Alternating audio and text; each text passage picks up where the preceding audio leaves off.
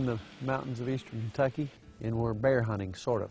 Well, we're looking for a radio-collared bear, which is part of a research study designed to document the recolonization of bears into Kentucky. Their return has been natural, range expansion from other states.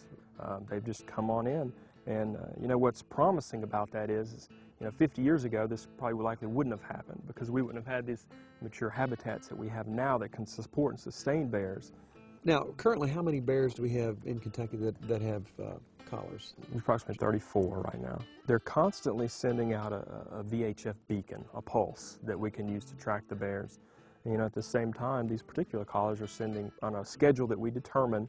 The GPS unit in that collar is linking up with satellites and downloading and transmitting a location to us as to where this bear is.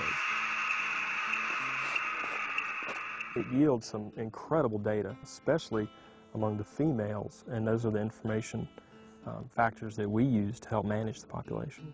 Now, what we've got is a situation up on this hill. We know the bear's there. In this case, we're going to have a female here. She's probably going to have some new cubs, and so she's going to be relatively inactive, and those cubs are going to be nursing with her inside of the den. So we're going to send somebody up to actually dart the bear. This is our dart rifle. So she's going to be rather groggy and sort of lethargic when we go into the den, but nevertheless, we'll need to tranquilize her in order to change her radio collar out so that we can continue to monitor her.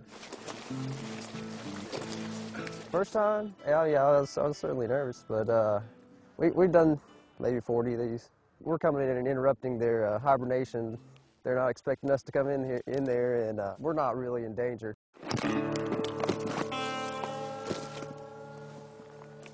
Keeping my voice down because we might be close to a bear, but John is up there trying to pinpoint the bear with the telemetry antenna.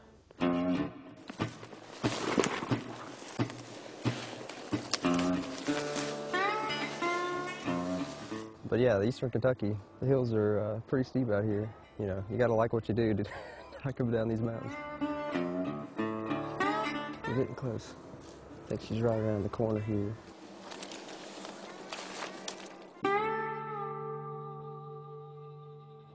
All right, you guys can see her. I'm gonna put this dart right there. That looks like a good one. Now we're gonna move back and wait. Wow, everything went smoothly. I don't even know if she woke up. We're gonna back out and let the tranquilizer take into effect, and we'll come back and make sure she's out and handle the cubs.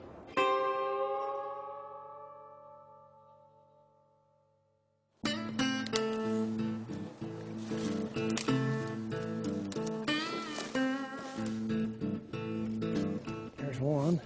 Come here, little fella. Yeah. There's another. Oh, goodness.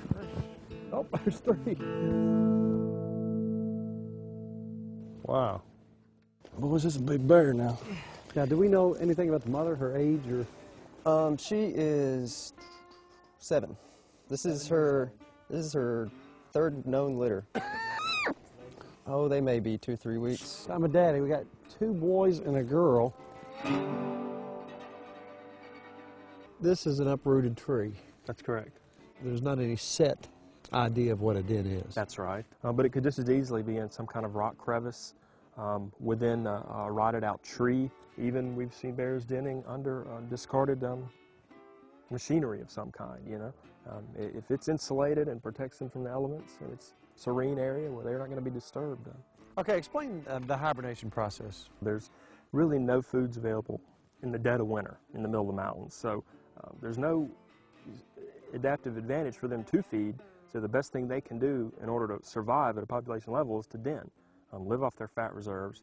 When they do that, they're obviously not eating. So when they're in these dens from roughly, you know, November through March, they don't drink, they don't eat, they don't urinate, they don't defecate.